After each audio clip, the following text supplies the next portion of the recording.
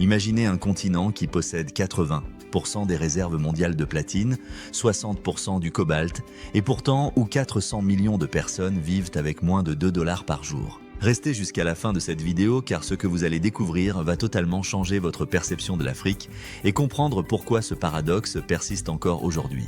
L'Afrique, ce continent de 30 millions de kilomètres carrés, abrite 1,3 milliard d'habitants répartis sur 54 pays. Mais derrière cette diversité se cache une réalité troublante que les médias occidentaux préfèrent souvent ignorer. Commençons par les faits bruts qui vont vous choquer. Le sous-sol africain contient 90% des réserves mondiales de chrome, 85% du platine, 70% du tantal indispensable à nos smartphones et 50% de l'or mondial. Ajoutez à cela 300 milliards de barils de pétrole prouvé, plus de 40% des réserves mondiales de bauxite pour l'aluminium et vous obtenez le continent le plus riche de la planète en ressources naturelles. Pourtant, 700 millions d'Africains n'ont pas accès à l'électricité, 300 millions manquent d'eau potable et le continent représente seulement 3% du PIB mondial.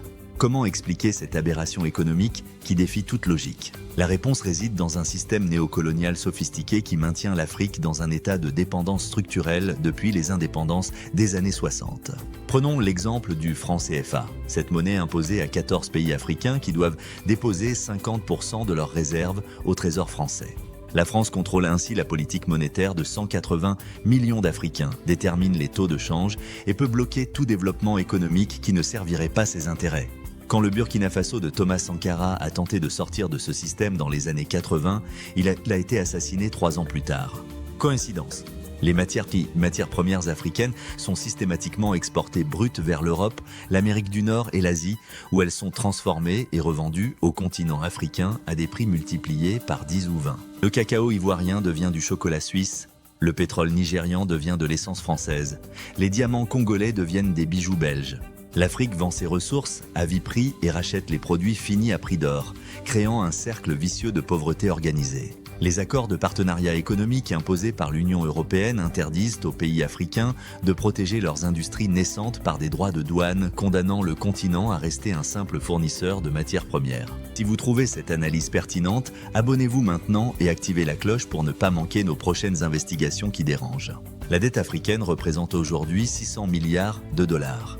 Une somme colossale qui sert principalement à rembourser les intérêts de prêts contractés par des dirigeants corrompus pour financer des projets pharaoniques inutiles. Les programmes d'ajustement structurel du Fonds monétaire international et de la Banque mondiale ont forcé les gouvernements africains à privatiser leurs services publics, à réduire les dépenses sociales et à ouvrir leurs marchés à la concurrence déloyale des multinationales occidentales. Résultat, les systèmes de santé et d'éducation africains sont en ruine. L'agriculture vivrière a été détruite au profit de cultures d'exportation et les économies locales ont été laminées par le dumping des produits subventionnés européens et américains. Prenons l'exemple du Mali, où les producteurs de coton locaux ne peuvent plus concurrencer le coton américain subventionné à hauteur de 4 milliards de dollars par an. Les États-Unis et l'Europe prêchent le libre-échange tout en protégeant massivement leurs propres agriculteurs, créant une concurrence totalement faussée. La fuite des cerveaux constitue un autre pillage silencieux. 20 000 médecins africains exercent en Europe et en Amérique du Nord, laissant le continent avec un médecin pour 25 000 habitants contre 1 pour 300 en France.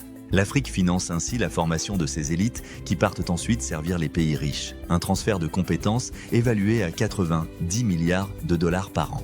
Les multinationales extractives versent des royalties dérisoires aux gouvernements africains, souvent inférieures à 5% de la valeur extraite, grâce à des contrats léonins négociés avec des dirigeants corrompus.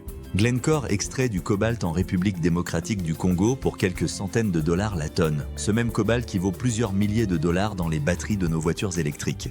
Les enfants travaillent dans des mines artisanales dangereuses pour extraire le cobalt destiné aux smartphones et voitures électriques occidentales, pendant que les profits se comptent en milliards. Cette exploitation moderne de l'esclavage permet aux consommateurs occidentaux de bénéficier de technologies à bas prix sur le dos de la misère africaine. Les interventions militaires françaises en Afrique, déguisées en opérations humanitaires, servent principalement à maintenir des dirigeants dociles qui garantissent l'accès aux ressources.